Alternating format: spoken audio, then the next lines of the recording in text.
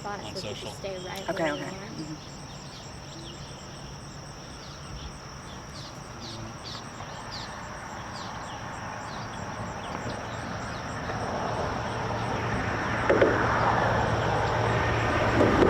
Cooperation happening, very. I know, I felt bad that nobody was supposed No, to. no.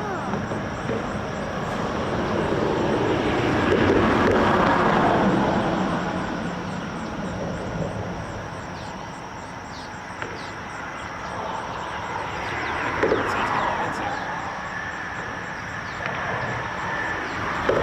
Okay. If you don't mind, just saying and spelling both of your first and last names for us, please. Michael Sherman, MichaelScheurman. Perfect. If you just want to look at us, just And it's Amanda McGowan, AMANDA, perfect. Amanda, I guess just my first question for you. Just kind of walk us through what happened while you were out here on the water. Well, we were going out looking for different kind of rocks and stuff and petrified wood, and we ended up hitting a big log that was all the way across the whole river that we couldn't get across. So our boat went sideways and we just started taking on water, and it was pretty much. After that, we just started looking around, and there was gators' eyes all over the place, and they started following us. And we tried to get on one kayak and to try to get to safety, but the gators started following us, and we kind of got really nervous, and we just called 911 and tried to get some help. Can you tell me a little bit? You said you started to take on water. Yeah, Was on the there a back of the hole? boat. No, there was on the back of the boat. See, when we hit the log, we went sideways, and there's such a strong current that it kind of tipped us to the side, and at the back of the boat where my battery was, it just started taking on water a lot right there. So then we had to just pretty much get on this log and rest on this log until the boys got there on the kayaks, and we tried to get two on each kayak, and there was just too much weight, so we had to kind of go down river a little bit. They end up flipping their boat and going in the water, and they get higher ground. But me and her, we were just taking on water on the kayak, and then we end up.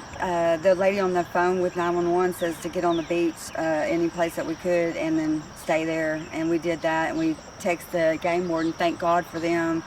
First responders, big thank you for them. Thank you so much. Thank y'all so much. But yeah, we got out okay. So how many boats were involved? I had my flat bottom, and then the boys had two kayaks. Two kayaks and a flat bottom. Mhm. And so there were four of you all together. So yeah. one person on each kayak. And me and then her two on the my flat bottom. Yeah, I had a 14-foot flat bottom.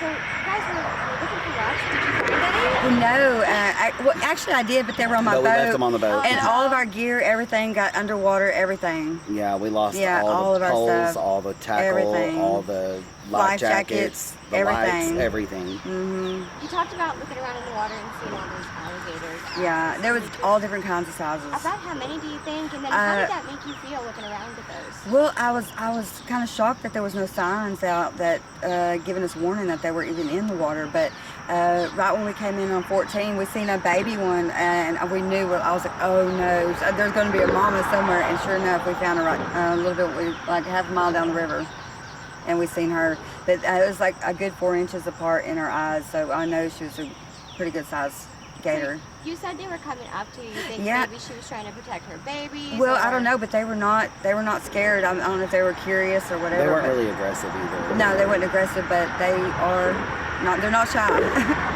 When did you guys get out here to float on the river? Right around 4 o'clock yesterday afternoon. And you guys have been out here all that time? Have you been floating down the river? No, we actually we stayed, it happened around midnight, and we had to stay right there, and they kept a drone on us the whole time with a light and to make sure we were okay. And me and her built a fire, and That's how they found us. yeah.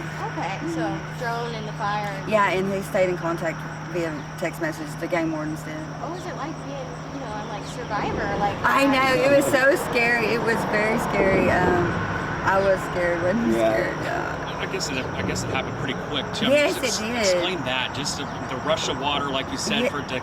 Yeah, It was and scary. It was very scary, and it was just, you see the water coming over, and you're thinking, all these alligators, where am I going to go? There's no place to go because the banks are so high.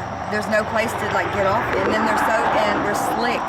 the mud is so slick, it's like you cannot. We're covered in mud from head to toe, and it's very alarming and scary, you know. Yeah, I see you guys still covered in mud. I know, and we're just, I mean, from head to toe, front to back. I guess for an Literally. experience like this, I mean, you know, sadly, there's tragedies that happen on the water all the time. Yeah, and it will happen quick. Yeah, if it wasn't for the Texas game warden, like I'm afraid of what might have happened, but they were pretty quick getting to us, and like, yeah.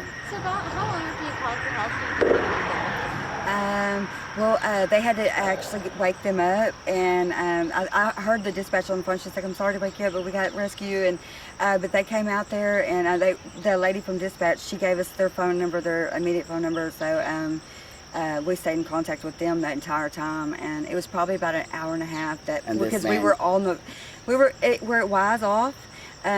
We should have taken a right. But they had it blocked off, and they haven't updated the map on Google, so we thought we were going to go that way. Well, we could never find it, and it started getting foggy, and we realized we done passed it, so we tried to turn around and go upstream. Upstream, yeah, impossible. It was not happening, and then that's when the big gator came over there and was like following us over there to the bank. It was.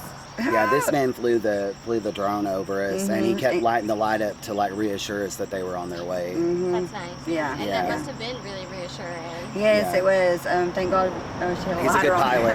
Yeah. So again, just for people maybe watching right now, just kind of explain just kind of where you guys got in the water, how you ended up here, and what happened. Well, we got in over at 14 on the boat ramp over there, and we're just going to float down river, and just the boys wanted to fish, and we were looking for rocks and petrified wood and stuff. That's kind of our hobby, but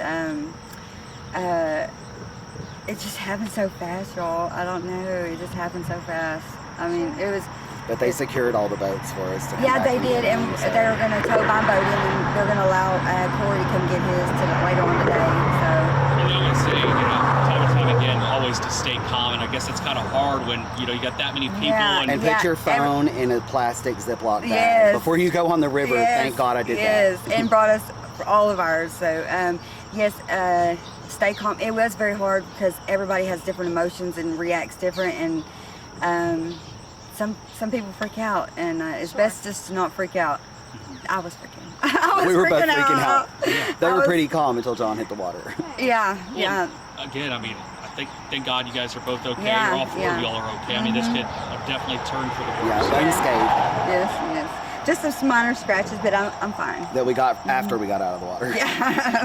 That's all we got. Thank y'all. All right, thank y'all so much. Thank you. Oh, Guys here. have a good one. You too. Here's your microphone.